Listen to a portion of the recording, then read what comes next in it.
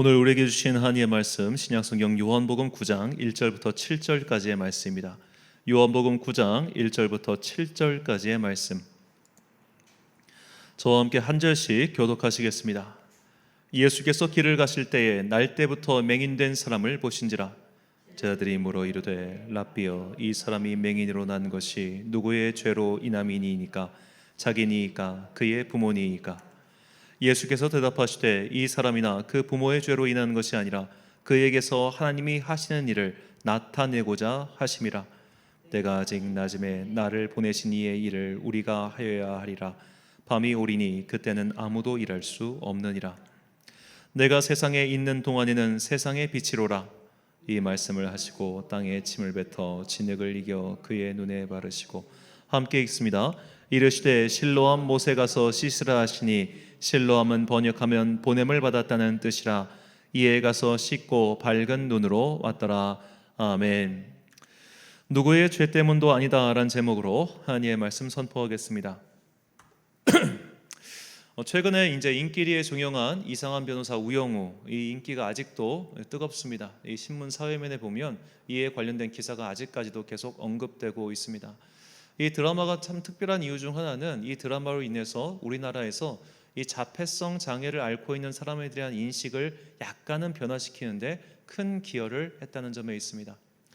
미국에서는 이 자폐 장애에 대해서 인식을 가장 크게 어떻게 보면 획기적으로 전환한 영화가 영화 레인맨입니다. 그 유명한 그 탑건의 배우 누구죠? 탑건 매버릭 찍은 사람이 탐 크루즈. 젊은 시절 탐 크루즈가 탁 나오고, 이제 그 배우가 누구였더라? 이제 대부에 나오는 배우였는데 알파치노가 자폐 그 형으로 나오는데, 이 자폐를 앓고 있지만 굉장히 천재적인 그런 어떻게 보면 숫자에 대해서 그거 갖고 이제 불법 도박을 하는 내용이 그 영화 레인맨인데, 자, 그 영화 레인맨이 나오고 그 사람들이 아카데미 나무주연상을 수상해가지고 이런 자폐성 장애를 가진 사람도 우리 사회 속에서 함께 어우러져 살아갈 수 있구나라는 사람들의 대중의 인식 변화에 굉장히 크게 기여한 영화죠. 우리나라에서는 2007년에 개봉한 영화 말아톤이 바로 그런 영화였습니다.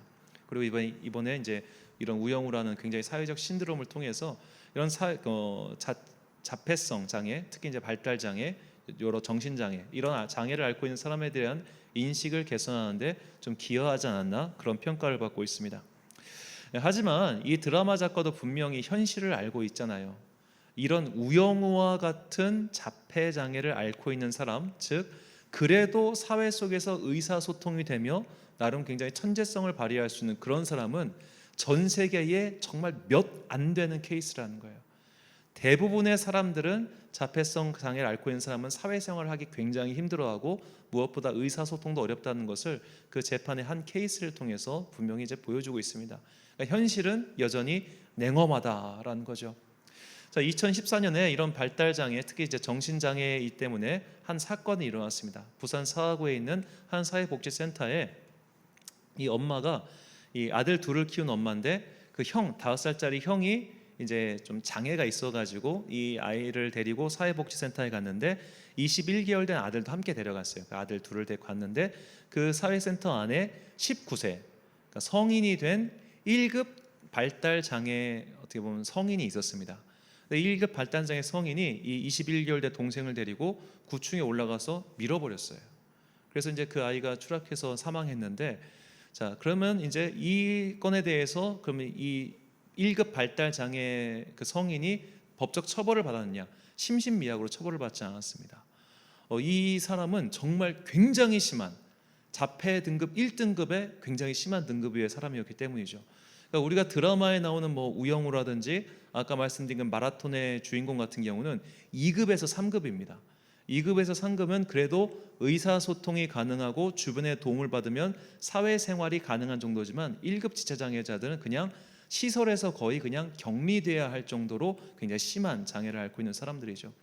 2014년에 이런 장애인으로 인해 이런 어떻게 보면 결국 살해 사건인데, 이 사건이 발생함으로써 굉장히 사회에서 큰 이슈가 났습니다. 그래서 이 일로 몇 달 뒤에 서울의 한 동네에서 이런 장애인들이 다닐 수 있는 그런 학원 같은 복지시설을 만들려고 했는데, 그 복지시설 주변 100m에 한 중학교가 있었어요. 그래서 중학교 학부모들이 와서 시위를 합니다. 그 시위 피켓 문구 중 하나가 우리 아이들을 살인자 주변에 둘 수 없다였어요. 그러니까 그런 발달장애, 정신장애를 앓고 있는 사람들을 잠재적 살인자로 규정하고 그에 대한 시위가 일어났던 겁니다.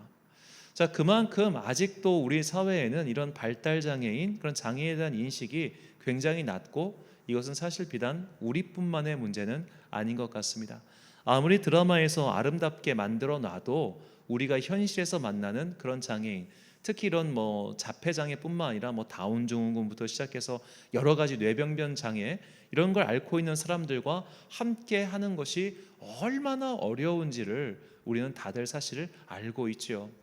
그래서 어떤 학급 같은 경우는 이제 서울에 있는 학급은 그런 장애인을 위한 학급을 따로 운영하면서 가끔씩 아이들과 함께하는 통합교육을 실천하는데, 이 통합교육을 할 때마다 일반, 그러니까 비장애인 학부모들에게서 그렇게 많은 항의가 들어온다고 합니다. 우리 아이의 학습권을 침해하지 말라라고 말이죠. 저도 예전에 이제 그 교회에서 전도사 처음 하던 때에 그때 사랑부서 아이들과 함께 드리는 그런 통합 예배를 드린 적이 있었습니다. 딱 2명인데 이 2명이 옴으로써 100명이 함께 예배를 못 드리는 사태가 벌어져요. 이게 자기들도 이제 자기 제어가 안 되니까 걔 때문에 막 부산스럽고 난리가 나고, 심지어 이제 여름 캠프 때였는데 얘가 이제 그 들어왔다가 막 옆에 막 침을 뱉기 시작하는 거예요. 막 그냥 이게 자기가 제어가 안 되니까. 그러니까 이 애들도 착하지, 한 반나절을 참았어요, 그런 애를. 그러다 결국 너무 화가 나가지고 팍 밀어버린 거예요. 근데 하필 그 미는 장면을 걔 부모가 와서 봤었어요. 하필 그 순간에. 그러니까 참는 건 못 보고 얘가 밀친 것만 그 학부모가 못 봐서 보신 거예요. 그분 교회 떠나셨어요. 너무 상처받으셔가지고. 자, 우리나라엔 분명히 이렇게 장애인들이 분명히 있고, 이 장애인들은 연간 3.6%의 증가 추세를 보이고 있습니다. 그러니까 장애인들은 계속 늘어나고 있어요. 이것이 물론 산업재해를 위한 것인지 혹은 유전적 질병으로 인한 것인지 그것은 그 원인은 명확하진 않지만, 여하튼 통계청 수치에는 이런 장애가 계속해서 증가하고 있는 것은 분명합니다. 자, 그런데 이런 장애인들은 분명히 증가하고 있는데 교회 안에 과연 장애인들은 얼마나 있을까요? 이번에 국민일보 기사를 보니까 우리나라 전체 장애인들 중에 교회를 출석하는 비율은 5%에 불과합니다. 그러니까 우리나라 전체 인구 중에 약 15에서 20%가 교회를 다닌다면 장애인도 최소한 그 정도 비율이 돼야 이게 맞을 텐데, 장애인은 뚝 떨어진다는 거예요.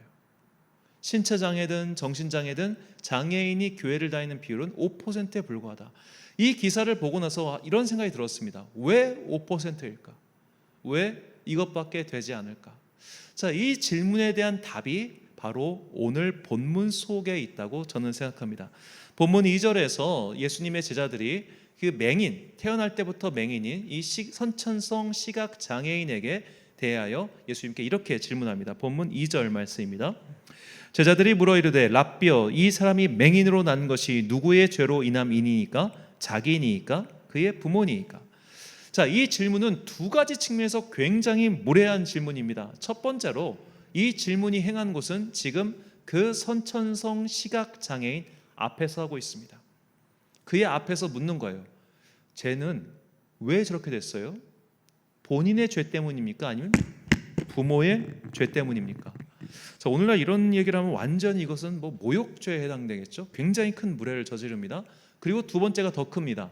이걸 아예 죄라고 못 박아 놓은 거예요.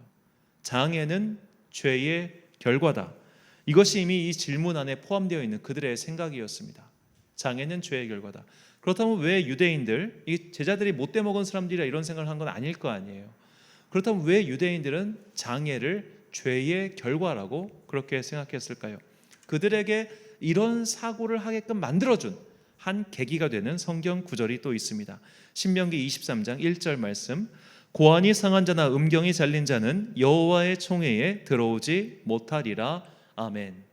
자, 이 고환이 상한 자, 음경이 잘린 자, 즉 남성이든 여성이든 생식기, 이 성기에 문제가 있는 사람은 여호와의 총회, 즉 여호와의 공동체, 하나님의 공동체, 요즘 말로 하면 교회에 들어오지 못한다. 바로 이런 뜻입니다. 자, 왜 이런 말이 있었을까? 자, 원래 사실 이 뜻은 이게 이제 출애굽한 이스라엘 백성에게 주신 하나님의 말씀인데, 이 고대의 이집트는 우리가 상상하는 그 이상 성적 문화를 갖고 있던 나라입니다. 정말 기괴하고 신비하고 묘묘하고 이상한 성 문화를 갖고 있던 게 고대 이집트였어요.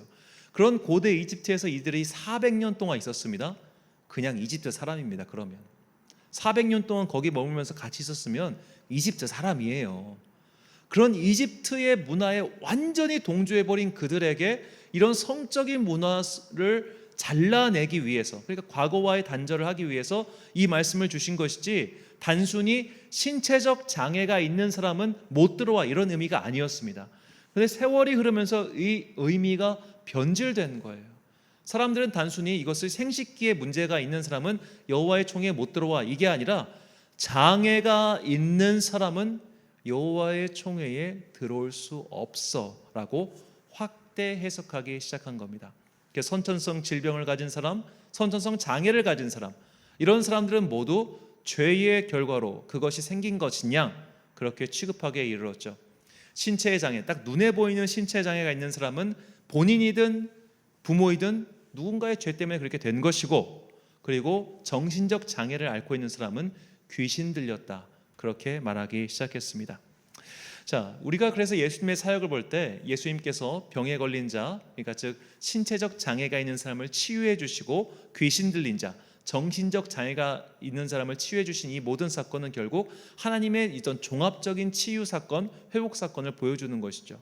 자, 이렇게 사람들이 장애를 가진 사람들에 대하여 저것은 누구의 죄 때문이냐, 즉 너든 부모든 이것은 분명히 죄의 결과로 인한 불행이야 라고 이야기하고 있을 때 예수님께서는 전혀 다른 말씀을 하시죠. 자, 본문 3절 말씀입니다. 예수께서 대답하시되 이 사람이나 그 부모의 죄로 인한 것이 아니라 그에게서 하나님이 하시는 일을 나타내고자 하심이라. 아멘. 자, 죄로 인한 것이 아니라 하나님께서 하시고자 하는 일, 그것을 나타내기 위하여 지금 저들이 저런 상황에 있는 거야 라고 말씀하시는 것이죠. 죄의 결과가 아니라는 것을 분명히 말씀하신 것입니다. 예수님의 이 말씀은 이미 구약 성경에서도 선지자 이사야를 통해서 하신 그 약속 가운데 나와 있는 말씀입니다. 이사야 56장 4절부터 7절까지 말씀입니다. 여호와께서 이와 같이 말씀하시기를 나의 안식일을 지키며 내가 기뻐한 일을 선택하며 나의 언약을 굳게 잡는 고자들에게는, 여기서 고자들이란 이 성기에 문제가 있는 사람들을 가리킵니다. 내가 내 집에서 내 성 안에서 아들이나 딸보다 나은 기념물과 이름을 그들에게 주며 영원한 이름을 주어 끊어지지 아니하게 할 것이며, 또 여호와 연합하여 그를 섬기며 여호와의 이름을 사랑하며 그의 종이 되며 안식일을 지켜 더럽히지 아니하며 나의 언약을 굳게 지키는 이방인마다 내가 곧 그들을 나의 성산으로 인도하여 기도하는 내 집에서 그들을 기쁘게 할 것이며 그들의 번제와 희생을 나의 제단에서 기꺼이 받게 되리니 이는 내 집은 만민이 기도하는 집이라 일컬음을 받게 될 것임이라. 아멘. 자, 사람들은 장애는, 그리고 이방인으로 태어난 이 모든 것들은 다 죄의 결과로, 혹은 조상의 지은 죄의 결과로 그렇게 해석했습니다. 하지만 성경은 분명히 이야기합니다. 내가 그들을 회복시킬 거야. 이 말인즉슨 그들이 겪고 있는 그런 선천적인 장애, 선천적인 결함, 선천적인 결손은 결국 하나님의 영광을 드러내기 위한 좀 가슴 아픈 장치라는 거예요. 죄의 결과로서 그들에게 내린 형벌이 아니라 이 일을 통해서 결국 하나님께서는 내 집을 만민이 기도하는 집으로 만들어 가시고 회복시키시기 위하여 그런 일들이 일어났다는 것을 우리에게 분명히 가르쳐주고 있습니다. 또한 성경은 이 땅에서 일어나는 그런 여러 가지 가슴 아픈 일들을 가리켜서 죄의 결과라고 이야기를 합니다. 죄의 결과. 이 세상에 가득해 있는, 우리가 이 땅을 살아가는 동안 내가 원하든 원치 않든 우리는 중국발 스모그를 흡입하죠. 중국에서 온 매연을 흡입하는데 그거 우리 잘못이 아니잖아요. 마찬가지로 물론 우리가 이 땅을 살아가는 동안 여러 가지 장애라든지 질병이라든지 결함이라든지 고통을 안게 되는 것은 비단 내 잘못 때문에 이것이 벌어지는 것이 아니라 이 세상이 죄로 인해 일그러졌기 때문에 그렇게 된다는 겁니다. 그래서 이 일을 회복시키시는, 즉 하나님의 완전한 빛의 나라를 만들어 가시는 그 영광을 드러내기 위해서 이 세상에는 죄라고 하는 어둠이 있다는 것이죠. 그래서 예수님께서는 이 요한복음 9장에서 너희가 신체의 장애보다 더 중요한 것은 영적 장애를 겪지 않는 거야 라고 분명히 말씀하십니다. 요한복음 9장 39절부터 41절까지 말씀 제가 읽겠습니다. 예수께서 이르시되 내가 심판하러 이 세상에 왔으니 보지 못하는 자는 보게 하고 보는 자들은 맹인이 되게 하려 함이라 하시니 바리새인 중에 예수와 함께 있던 자들이 이 말씀을 듣고 이르되 우리도 맹인인가? 예수께서 이르시되 너희가 맹인이 되었더라면 죄가 없으려니와 본다고 하니 너희 죄가 그대로 있느니라. 아멘. 예수님께서는 날 때부터 신체적 장애가 있는 것이 죄의 결과가 아님을 분명히 밝히셨습니다. 오히려 실체는 멀쩡하지만 그 멀쩡한 신체를 갖고 죄를 짓는 것, 그게 진짜 죄고 진짜 장애야 라고 분명히 말씀하시는 것이죠. 그러므로 우리는 두 가지를 꼭 기억해야 합니다. 신체적 장애, 신체적 결손, 또는 선천적인 여러 가지 어려움이나 질환 등은 그 누구의 죄 때문도 아니에요. 그 누구의 잘못 때문에 벌어진 일도 아닙니다. 심지어 이것은 하나님께서 버리신 일도 아닙니다. 단지 주님께서 이것을 통해서 우리에게 원하시는 바는 무엇이냐면 너희가 그럼에도 불구하고 하나님의 영광을 찬양하는 그 아름다운 도구로 사용되기를, 너의 인생을 변화시키시길 그것을 원하시는 것이죠. 우리가 그런 마음을 알 때 우리는 두 가지 함정에 빠지지 않게 됩니다. 첫 번째로는 나의 결손에 대해서 자책하는 마음이에요. 자, 오늘날 이런 선천적 장애를 가진 자녀를 부모가 낳았을 때 그 부모가 얼마나 큰 죄책감에 시달리는지 아마 아실 겁니다. 부모는 정말 마치 천형을 짊어진 것처럼 자녀를 볼 때마다 가슴이 찢어지는 거예요. 나 때문에 저렇게 됐구나. 내가 그때 뭘 잘못 먹어서일까? 내가 그때 어디를 가서일까? 온갖 그런 죄책감이, 내가 9개월 동안 얘를 9개월인가 10개월인가 하여튼 품으면 동안에 뭘 잘못했기 때문에 이런 일이 벌어질 거야. 계속 그런 자책을 한단 말이죠, 부모는. 하지만 그것은 그의 부모의 잘못 때문에 벌어진 일이 아니라는 겁니다. 그렇게 스스로를 정죄해서는 안 되죠. 바꿔 말해서 우리는 남도 그렇게 봐서는 안 된다는 겁니다. 네가 장애를 안는 건 네가 저주받아서야. 네가 장애를 갖고 있는 거는 네가 분명히 나쁜 짓을 해서야. 혹은 너의 부모가 나쁜 짓을 해서일 거야. 그렇게 얘기하고 혹은 그렇게 생각하는 그 모든 것들이 다 죄를 짓고 있고 그런 것들이 다 영적인 장애에 해당하는 겁니다. 이런 모든 우리 삶에서 일어나는 아픔, 고통, 슬픔, 내가 원하는 바가 아니었으나 나에게 일어난 모든 것들은 결국 그 일을 통해서 하나님께 영광을 돌리기 위한 장치라는 것을 반드시 기억하십시오. 하나님께 영광을 돌린다 함이란 하나님께서 이렇게 애통하고 슬퍼하고 괴로워하는 이 모든 것들을 마침내 회복시키시는 것, 되돌리시는 것, 극복해 주시게 하시는 것, 완성시키시는 것, 바로 이것입니다. 예수님께서는 이것을 말씀하셨고 요한계시록은 이것이 완성된 나라를 바로 하나님 나라라고 말하고 있습니다. 마태복음 5장 4절 말씀과 계시록 21장 4절 말씀입니다. 애통하는 자는 복이 있나니 그들이 위로를 받을 것이며 모든 눈물을 그 눈에서 닦아주시니 다시는 사망이 없고 애통하는 것이나 곡하는 것이나 아픈 것이 다시 있지 아니하리니 처음 것들이 다 지나갔음이러라. 아멘. 죄로 인해 일그러진 이 세상은 다 지나가고 하나님께서 회복시키실 영광의 나라가 도래할 것입니다. 이 세상의 죄와 아픔, 결손, 결핍, 여러 가지 장애 등등은 그 하나님의 영광을 드러내기 위한 가슴 아픈 장치에 불과합니다. 드라마에서 갈등이 필요한 것이, 드라마에서 갈등이 없으면 아무 재미가 없죠. 마찬가지로 이 세상의 죄와 어둠이라고 하는 것은 하나님의 그 영광을 드러내기 위한 일종의 배경과 같은 역할을 할 뿐입니다. 그러므로 우리가 이 땅을 살아가는 동안 나에게 혹은 누군가의 인생 가운데 그런 가슴 아픈 일들이 일어났을 때 그것을 나의 탓인 양 혹은 그 사람의 탓인 양 전가해서 스스로를 자책하고 또 남을 자책하게도 만들어서는 안 됩니다. 우리는 완전한 회복의 나라, 하나님의 영광이 가득 찬 나라를 꿈꾸는 사람들입니다. 이 선지자 이사야는 그 완전한 회복의 나라에 가리켜 이렇게 노래하고 있습니다. 이사야 35장 5절과 6절 말씀 같이 읽겠습니다. 시작. 그때에 맹인의 눈이 밝을 것이며 못 듣는 사람의 귀가 열릴 것이며 그때에 저는 자는 사슴같이 뛸 것이며 말 못한 자의 혀는 노래하리니 이는 광야에서 물이 솟겠고 사막에서 시내가 흐를 것임이라. 아멘. 신체적이든 정신적이든 장애는 죄의 결과가 아닙니다. 이것은 하나님의 영광을 더욱 빛나게 하기 위한 허들에 불과합니다. 그러므로 빛나는 하나님의 영광과 회복을 바라보고 그렇게 살아가라. 이것이 바로 성경이 장애에 관하여, 우리의 결손과 결핍에 관하여, 우리의 아픔에 관하여 주시는 분명한 메시지입니다. 페니 제인 크로스비라는 미국의 찬양 작가가 있었습니다. 그녀는 태어난 후 얼마가 지나서 열병을 앓아 시력을 상실했습니다. 그리고 그녀가 시력을 상실한 때쯤에 그 어린 시절에 그의 아버지 또한 세상을 떠났습니다. 그녀는 장애와 함께 가난을 물려받은 셈이죠. 그럼 그때 그녀의 어머니가 주변으로부터 얼마나 많은 욕을 들었을까요? 딸도 장애예요. 남편도 죽었어. 너의 죄 때문에 저런 일이 벌어졌을 거야. 아유, 재수없다. 그런 말들 말입니다. 우리나라에도 아직도 그렇게 말하는 분들 정말 많습니다. 자, 그렇지만 이 페니 제인 크로스비는 자신의 삶을 비관하거나 포기하지 않았어요. 오히려 그녀는 내가 가진 이 결손, 이 결핍이 주님의 영광을 드러내는 도구가 될 수 있을 거야 라는 것을 분명히 겪었고, 그녀는 자신의 경험을 바탕으로 무려 8,000곡의 찬송시를 썼습니다.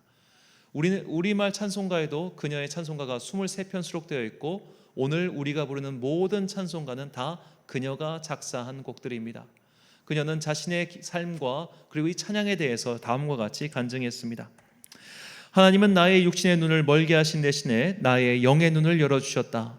내가 영의 눈으로 하나님을 바라보며 하나님 찬양을 위해 살고 다른 사람들도 하나님을 찬양하도록 찬양시를 쓰게 하셨음을 나는 믿는다.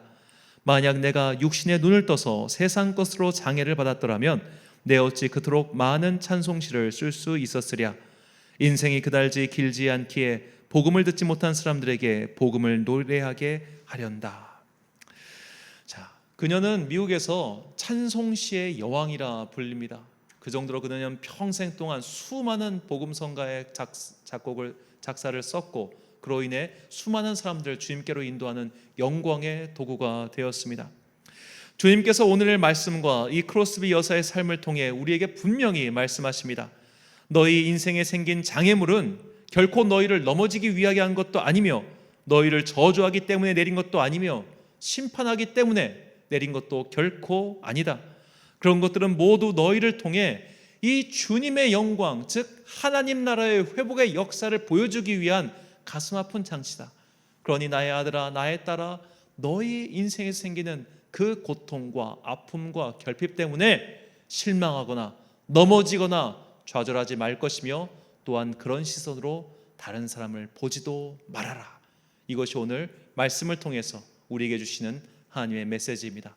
사랑하는 천안광성교회 성도 여러분, 그리고 이 예배를 함께 드리고 계신 귀한 주님의 자녀 여러분, 내 인생에 내 탓이 아닌 선천적으로 주어진 여러 가지 어려움 때문에 시험에 들지 마십시오.